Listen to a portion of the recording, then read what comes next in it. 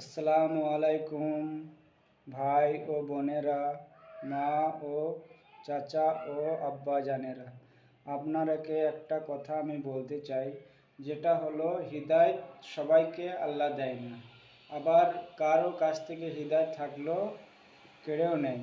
আল্লাহ হিদায়ত কেড়ে নিতেও পারে আর হিদায়ত দিতেও পারে।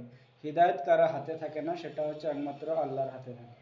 তা এমনও মানুষ আছে পাপ করে, প্রচণ্ড পাপ গুনাহ করে, তো মনে করে না যে আমি পাপ করছি আর গুনাহ করছি, তাকে সেটা মানে তারই মনে হয়, আর বলে আমি যখন মন তখনই আমি শুধরে যেতে পারি। কিন্তু সেটা কোনো দিনই হয় না। সেটা আল্লাহ চাইলে পারে সে শুধরাতে পারে, হিদায়ত তাকে আল্লাহ দেবে তবেই সে শুধরাতে পারে। হিদায়তের মালিক হচ্ছে একমাত্র আল্লাহ। আল্লাহ ছাড়া কারো হিদায়ত নেই।